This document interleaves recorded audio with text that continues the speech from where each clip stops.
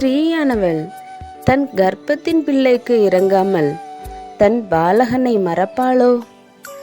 அவர்கள் மறந்தாலும் நான் உன்னை மறப்பதில்லை. இதோ என் உள்ளங்கைகளில் உன்னை வரைந்திருக்கிறேன். உன் மதில்கள் எப்போதும் என் முன் இருக்கிறது. உன் குமாரர் தீவிரித்து வருவார்கள். உன்னை நிர்மூலமாக்கினவர்களும் உன்னை பாழாக்கினவர்களும் உன்னை விட்டு புறப்பட்டு போவார்கள். உன் கண்களை ஏறெடுத்து சுற்றிலும் பார். அவர்கள் எல்லாரும் ஏகமாய் கூடி உன்னிடத்தில் வருகிறார்கள்.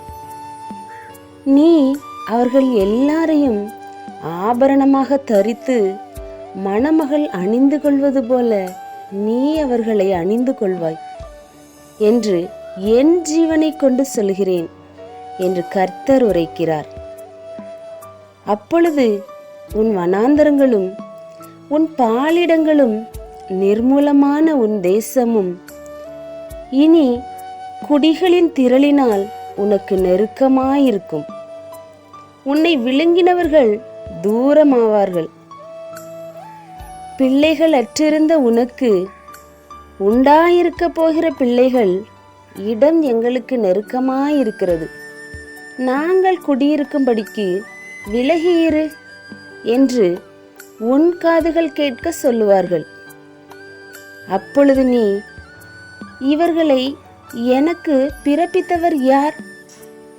நான் பிள்ளைகளற்றும் தனித்தும் சிறைப்பட்டும் நிலையற்றும் இருந்தேனே, இவர்களை எனக்கு வளர்த்தவர் யார்?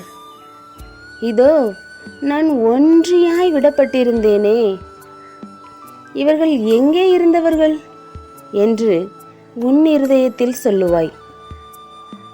இதோ ஜாதிகளுக்கு நேராக என் கரத்தை உயர்த்தி ஜனங்களுக்கு நேராக என் கொடியை ஏற்றுவேன்.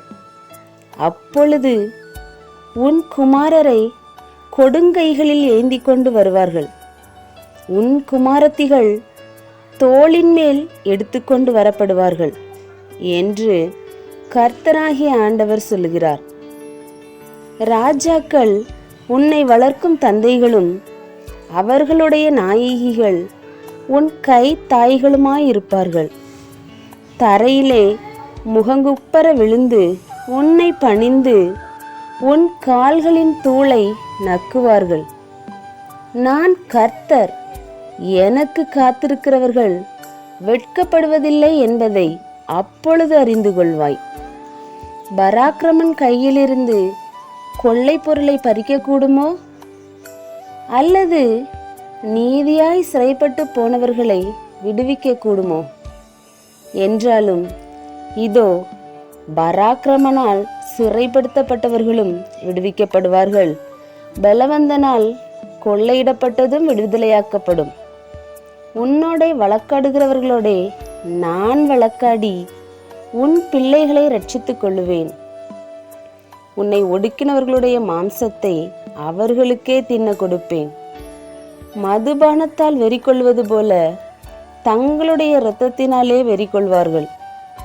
கர்த்தரும் யாக்கோபின் வல்லவருமாகிய நான் உன் இரட்சகரும் உன் மீட்பருமாயிருக்கிறதை மாம்சமான யாவரும் அறிந்து கொள்வார்கள் என்று கர்த்தர் சொல்லுகிறார். ஆமேன்.